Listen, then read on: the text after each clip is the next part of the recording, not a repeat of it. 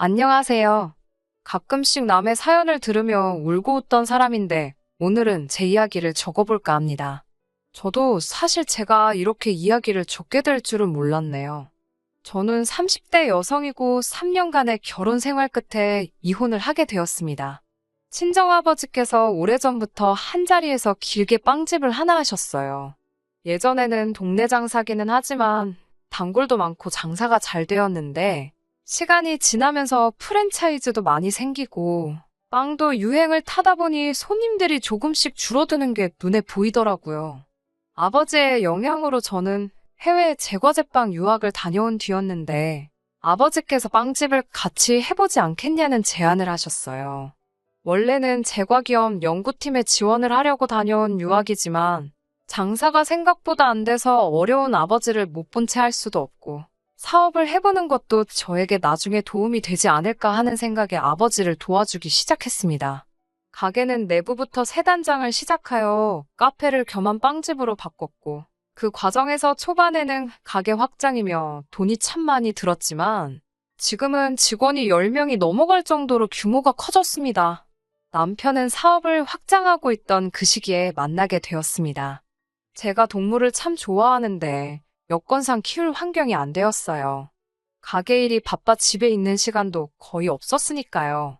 그래서 유기견 센터에 봉사활동을 다니곤 했는데 그때 남편을 처음 알게 되었고 그렇게 시간이 지나니 남편에게서 청혼까지 받게 되었습니다. 결혼은 현실이다 보니 아무래도 저도 생각이 많아지게 되더라고요.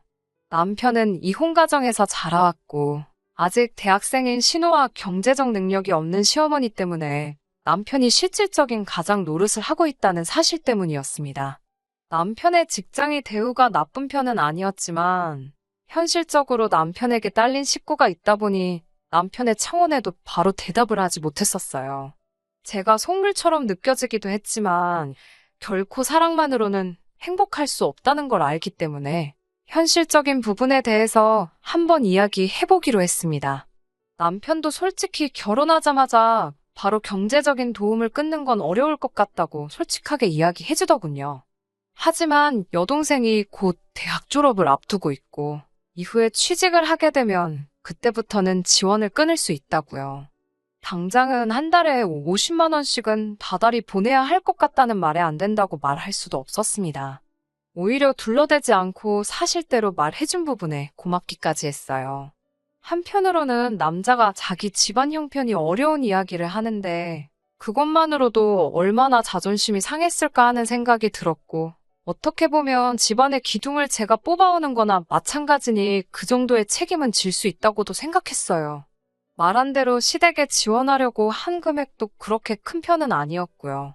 그렇게 시댁에 대한 이야기는 마무리 짓기로 하고 저는 결국 남편의 청혼을 수락했고 결혼 준비를 하게 되었습니다. 남편이 모아둔 돈은 3천만 원으로 절대 많은 편은 아니었는데 저 또한 당시 아버지의 빵집을 카페 형식으로 바꾸는 와중에 옆에 가게 하나를 터서 확장하고 있던 상황이라 모아둔 돈이 거의 없는 상황이었어요. 저도 제 수중에 모아놓은 돈이 남편보다 오히려 더 적은 상황인데 남편이 모아둔 돈이 적다고 해서 그걸 가지고 결혼을 한 해 만에 이야기할 생각은 없었어요. 그 돈 가지고 신혼집을 구하는 데는 어려움이 많았습니다. 이래저래 알아보다 친정부모님이 그렇게 스트레스 받을 바에야 들어와서 살라는 제안을 하셨어요. 남자가 된 입장에서 처가살이하는 걸 결심하기가 쉽지 않았을 텐데 남편은 그 제안을 흔쾌히 받아들여 주었습니다. 당시에는 버는 돈이 족족이 다 가게에 투자되어야 하는 상황이었지만 가게가 완전히 자리 잡은 지금은 분가해서 따로 나와 살고 있어요.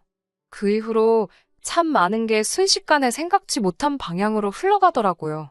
저희가 신혼여행에서 돌아오고 얼마 지나지 않았을 때입니다.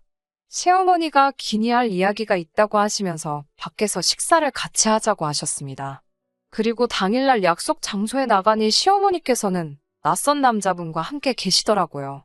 오랜 시간을 알고 지내신 분인데 이제 아들도 장가를 갔고 당신도 당신의 인생을 시작하고 싶다고 하시더군요. 자식의 입장에서 부모가 행복을 찾는다는데 안 된다고 할 수 있을까요? 저도 며느리로서 기쁜 마음으로 축하해드렸지만, 동시에 그러면 신우는 어쩌나 걱정도 되고, 이제 생활비는 안 들여도 되나 그런 생각도 들더라고요. 순간이었지만 많은 것이 머릿속에 스쳐 지나갔습니다. 그런 제 마음을 읽기라도 하신 듯, 시어머니께서는 생활비 문제는 차차 이야기하자고 눈치를 주셨고, 신우는 당신과 계속 같이 살 거니까 걱정 말라고 하셨습니다. 그런데 시어머니는 얼마 뒤 생각지도 못한 부탁을 해오셨습니다. 하루는 말씀도 없이 저희 가게에 오셨더라고요. 무슨 일이라도 있으신 건가 놀랐는데, 그건 아니고 기니 할 말이 있어서 오셨다고 하시더군요. 그런데 그동안 시어머니를 겪어본 결과, 보통 이런 식으로 대화를 시작하시면 매번 상상도 못한 이야기를 하셔서 이번에도 역시 무슨 이야기를 하시려나 긴장이 다 되더라고요. 시어머니는 제가 묻지도 않았는데 갑자기 저에게 어쩌다 시아버지랑 이혼을 하시게 된 건지 구구절절 들려주셨습니다. 당신이 얼마나 힘들게 살아왔는지 거의 자서전을 읊듯이 자기 이야기를 시작하셨어요. 저에게 왜 이런 이야기를 하시나 싶어서 부담스럽기도 하고 계속 듣고 있으니 안쓰럽기도 하고 마음이 복잡하더라고요. 이윽고 시어머니는 그래서 말인데 당신도 지금의 남자친구분과 드레스 입고 사진 하나 정도는 찍고 싶다고 그러시더라고요. 시아버지랑 이혼하면서 그나마 젊은 시절 찍었던 웨딩 사진도 다 찢어버렸다면서 더 늙기 전엔 한 번 더 찍어두고 싶으시다고요. 같은 여자로서 그럴 수도 있겠다 싶어서 좋은 생각이신 것 같다고 말씀드렸어요. 시어머니는 저라면 이해해줄 줄 알았다면서 그래서 말인데 저에게 혹시 200만 원 정도만 빌려줄 수 있냐고 물어보시더군요. 상대분께 부담을 주고 싶지 않아서 당신이 다 부담하시겠다고 몸만 오면 된다고 하셨다는 거예요. 당혹스러웠지만 안 된다고 할 수도 없고 남편이랑 상의해보겠다고 했습니다. 그날 밤 남편에게 이런 일이 있었다고 아냐고 물어보니 오히려 남편이 저에게 어떻게 하면 좋겠냐고 묻더라고요. 그러면서 자기 어머니지만 정말로 인생이 불쌍하고 기구하긴 하다면서 자기의 솔직한 마음은 어머니가 하고 싶은 대로 해드리고 싶다더군요. 하지만 당시 제가 버는 돈은 족족이 사업을 위해 투자를 하고 있었고 남편이 버는 돈으로는 저희 생활비를 해야 했기 때문에 저희도 여유가 있는 상황은 아니었습니다. 어려운 상황인 건 알지만 남편은 이번 한 번만 시어머니 소원을 들어준다면 저에게 평생 빚 갚는다는 마음으로 살겠다고 간곡하게 부탁을 해왔고 그런 남편의 모습을 보니 차마 모른 채 할 수 없어서 알겠다고 했습니다. 하지만 시어머니의 부탁은 거기서 끝이 아니었습니다. 사진만 찍겠다고 하시던 부탁과는 다르게 시어머니께서는 만나시는 그분을 저희 친정부모님께도 정식으로 소개하고 싶다고 하셨어요. 친정부모님이 이 상황을 어떻게 받아들이실지 예상이 안 돼서 꺼려졌지만 친정부모님께서도 일가 친척들한테 전부 소개시켜주는 것도 아니니 뭐가 문제가 되겠냐며 식사 자리라도 한번 갖자고 말씀해 주셨습니다. 남편도 저희 부모님께 몇 번을 허리를 숙이며 감사함을 표했어요. 동네 식당에서 식사를 할 수는 없지 않냐는 시어머니 고집에 강남에 있는 상견례 장소로 유명한 한정식집에서 자리를 가져야 했고 그날 계산까지도 시어머니의 체면 이야기를 하면서 결국 저희가 부담해야 했습니다. 당시 제 사업도 확장이 마무리되어가는 단계였고 자리를 잡아가고 있기는 했지만 계속해서 생각하지도 못한 지출이 생기니 씁쓸하고 신경이 많이 쓰이던 건 사실이었습니다. 게다가 시어머니와 상대분이 같이 살기 시작하면서 일은 더 복잡하게 꼬여만 갔습니다. 시어머니께선 원래 사시던 전셋집에서 나와 보증금을 빼서 상대분 집으로 들어가신다 하시더군요. 솔직히 부모가 재혼을 한다고 하면 자식들이 재산 문제 때문에 골머리를 썩는다던데 그 일이 제 이야기가 될 줄은 상상도 못했습니다. 처음에 한동안은 보증금을 조금씩 빼서 생활을 하셨는지 저희에게 금전적 지원을 요구하시지 않으셨어요. 그런데 몇 달이 지나자 슬슬 저희에게 다시 얼마씩이고 좀 보내라고 채근을 하시더라고요. 결혼할 때부터 남편과 약속한 대로 다달이 50만 원씩 보내드리고 있었는데 그 외에도 20이고 30이고 요구하시니 액수를 떠나서 이게 뭐하는 짓인가 싶더라고요. 물론 시어머니 입장에서도 기댈 곳이라곤 저희 부부밖에 없으셔서 그랬겠지만 이해가 되면서도 화가 나고 제 자신한테 너무 짜증이 났습니다. 어쨌든 남편을 키워주신 분인데 머릿속에서 계산기를 두드리는 제 자신도 싫었고 그렇다고 무조건적으로 해드리자니 그건 그거대로 뭔가 억울했습니다. 하지만 이런 상황에도 저는 이혼을 생각한 적은 없었습니다. 신우가 곧 취업을 할 거라는 소식이 있었고, 그때가 되면 애초에 남편과 약속한 대로 시댁에 대한 금전적 지원이 끝나게 되어 있었으니까요. 그런데 참 아이러니하게도 취업에 성공한 신우 때문에 이혼을 하게 되었네요. 신우가 저희 결혼 생활에 직접적으로 피해를 끼친 것은 아니었습니다. 다만 시어머니께서 그 남자분과 살림을 합치시게 되면서 저에게는 또 다른 신우들이 생겨버렸기 때문이지요. 그러니까 원래 신우는 아무런 문제가 없었지만 시어머니께서 그 집에 들어가면서 새로 생긴 신우들이 문제였던 거예요. 여태껏 남편이 시댁을 위해 경제적으로 희생을 했으니 신우가 취직을 한 이후에는 한동안 시댁의 가장이 되기로 약속이 되어 있던 상황이었는데 시어머니의 새 상대분께서 다 큰 신우와 지내는 게 불편하다고 하시며 신우를 독립시켜버린 게 화근이었습니다. 시어머니와 같이 살게 되신 상대분에게도 두 딸이 있었는데 두 사람과 신우가 용화가 되지 못하니 내린 결정이었던 거예요.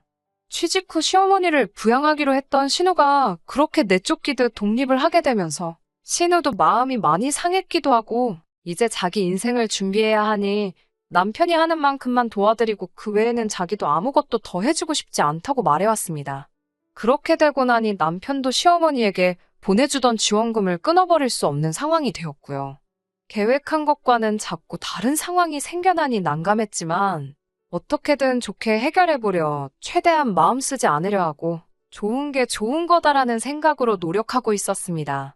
그때쯤 가게도 자리를 완전히 잡았다고 해도 무방할 정도로 안정적으로 돌아가고 있는 상황이었고 가게에 들어가는 비용이 없어지니 늘상 보내던 지원금과 더불어 시어머니가 간간히 요구하는 소소한 돈을 내어드리고도 돈이 빠른 속도로 모이고 있던 상황이었으니 말이죠.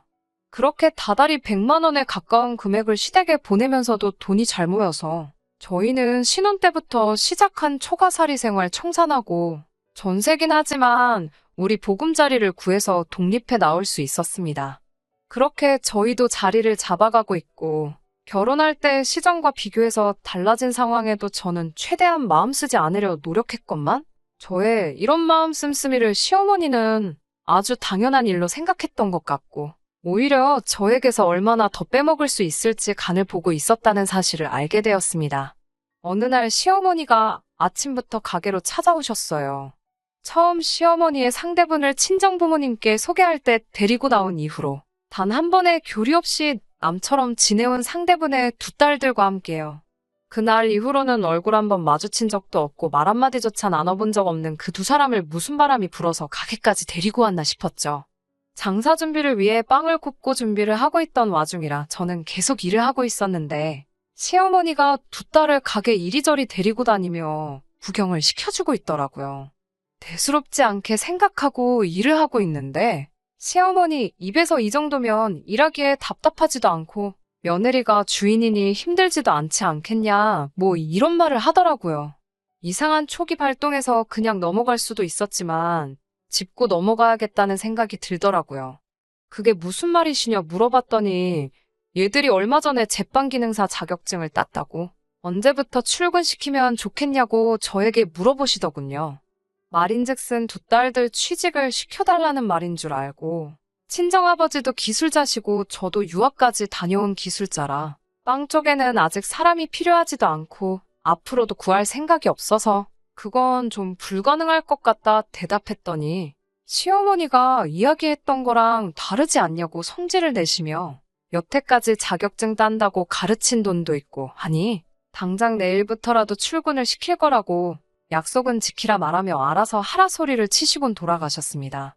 약속이라니 무슨 약속을 말하는 건가 어이도 없고 자초지종은 알아야겠다 싶어서 남편이 아는 게 혹시 있나 전화를 해봤어요. 그리고 이 모든 것의 배후에는 남편이 있었다는 사실을 알게 되었습니다.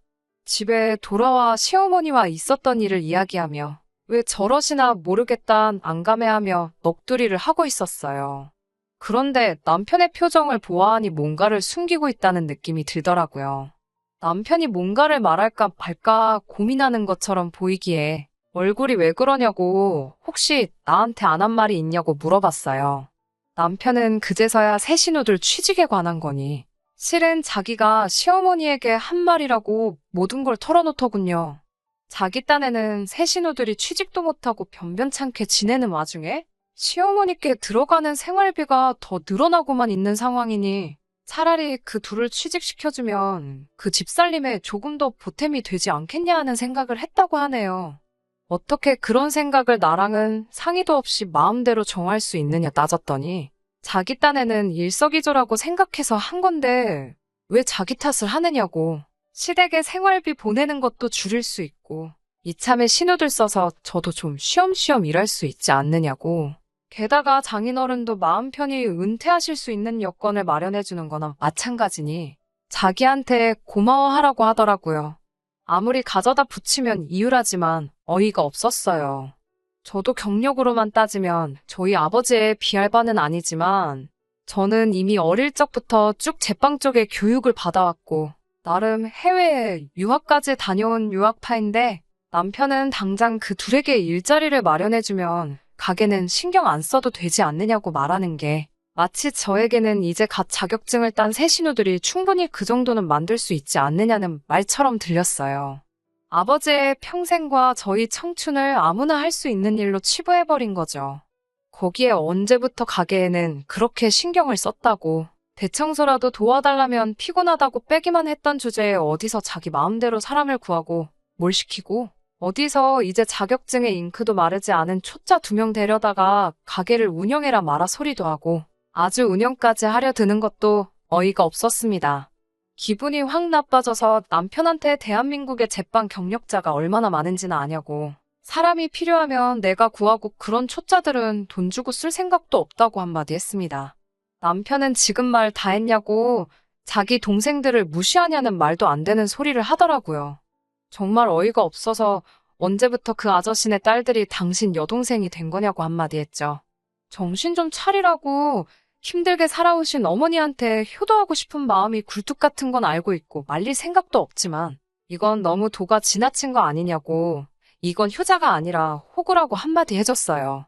자꾸 이런 식으로 시어머니 부탁 거절 못하고 오히려 나서서 못해줄 것도 해주려고 노력하는 모습 보여봐야 아무 때고 필요할 때마다 돈을 뽑아먹을 수 있는 ATM기나 다름없지 않냐고 했습니다. 남편이 뭘 잘못했는지 눈치채는 척이라도 해줬다면 이혼까지는 안 했을 수도 있어요. 하지만 남편은 제 말에 방방 뛰면서 자기가 여태까지 뭐하러 처가살이를 참아왔겠냐고 하더라고요. 여태까지 처가살이 하면서 장인 장모님 비위장 맞춰왔는데 자기 어머니 도와드리는 게 뭐가 문제냐고 하더군요. 어이가 없었습니다. 처가살이 한 건 맞지만 그건 우리의 선택이었고 처가살이 하면서 시어머니한테 생활비라고 얼마 주고 하면서 정작 먹여주고 재워주는 친정에는 휴지 한 장 사드린 적 없었거든요. 그만큼 친정부모님은 저희 독립을 위해 돈을 아낄 수 있는 여건을 마련해 주셨고 시어머니는 새아저씨랑 데이트한다고 돈 필요할 때마다 저희한테 연락해서 뜯어가기 바빴으니까요. 입이 비뚤어져도 말은 바로 하랬다고 언제부터 그 아저씨네 딸들이 네 여동생인지도 모르겠고 효도는 이미 처가살이 하면서도 실컷 해오지 않았느냐고 한마디 했어요. 진짜 우리가 시어머니한테 똑바로 안 했다고 생각하는 거냐고 똑바로 대답하라고 이게 마지막 기회라고까지 했습니다. 하지만 남편은 그 기회조차도 저버리더군요. 결혼 후에 그만하기로 했던 시어머니 지원까지 눈 감아주고 오히려 더 많은 돈을 보내더라도 아무 말 없던 저를 친정에만 돈을 주는 이기적인 여자라고 하더라고요. 가게 확장하는데 결혼 후에도 큰 돈을 들인 건 사실이지만 현재 가게가 자리 잡은 지금 벌어들이는 돈은 다 저희 수입이나 마찬가지니 투자한 거나 마찬가지 아니냐 말해봤지만 남편은 친정에 투자했듯이 자기 여동생들에게도 투자를 해보라고 적반하장으로 나오는 겁니다. 저는 최후 통첩을 했어요. 자식을 현금 인출기로 생각하는 시어머니 뒷바라지 열심히 하고 피 한 방울 섞이지 않은 여동생들에게 투자나 실컷 하라고요. 남편은 이혼을 하게 되면 저로부터 꽤 많은 양의 재산 분할을 받을 거라 생각했었나 봅니다. 하지만 여태까지 시어머니에게 돈이 흘러들어간 기록과 여러 정황 증거들 때문에 남편의 요구는 받아들여지지 않았고 남편은 땡전 한 푼 건지지 못하고 집을 떠나게 되었어요. 얼마 전 신우를 만났습니다. 남편이 뒷바라지 해주고 싶은 새아저씨네 딸들이 아니라 그 집에서 애물단지 취급을 받으며 강제로 독립하게 돼버린 진짜 신우를요. 신우가 저에게 잘못한 거는 없는데 저한테 미안하다는 사과 먼저 하더군요. 그리고 남편의 소식을 들려줬어요. 같은 여자인 자기도 애물단지 취급을 받아 독립을 하게 되었는데 제 남편은 오죽했겠냐면서요. 남편은 자기 어머니와 새로 살게 된 가족들을 위해 저와 이혼까지 불사했는데 이혼 가치가 사라지니 그 집에서도 자기처럼 애물단지 취급을 받아 지금은 혼자서 고시원을 전전하면서 살고 있다고 합니다. 시어머니와 같이 지내시는 새아저씨가 말하길 자기 딸들 취직만 시켜준다면 새아저씨 재산으로 어머니와 함께 노후를 보내겠다는 약속을 했었다네요. 그때부터 새아저씨의 딸들을 여동생이라 생각하고 어떻게든 저희 가게에 취직을 시키려 저 몰래 더러운 뒷공작을 벌이고 있었던 거예요. 어머니의 편한 노후를 위해서 말도 안 되는 어깃장을 부리던 남편의 어긋난 효심 때문에 저와 이혼을 하게 된 거였네요. 놀라운 건 새아저씨에게는 따로 재산이 없었다고 합니다. 시어머니의 노후를 약속한 것 또한 거짓말이었던 거죠. 남편은 그런 것도 모르고 계속 이용만 당하다가 버려지고 만 것이죠. 남편이 신우를 시켜 저와 이야기해보라 보낸 거긴 하지만 신우 또한 그게 저한테도 못할 짓이라고 생각해 이렇게 모든 사실을 전해주러 나온 거라고 합니다.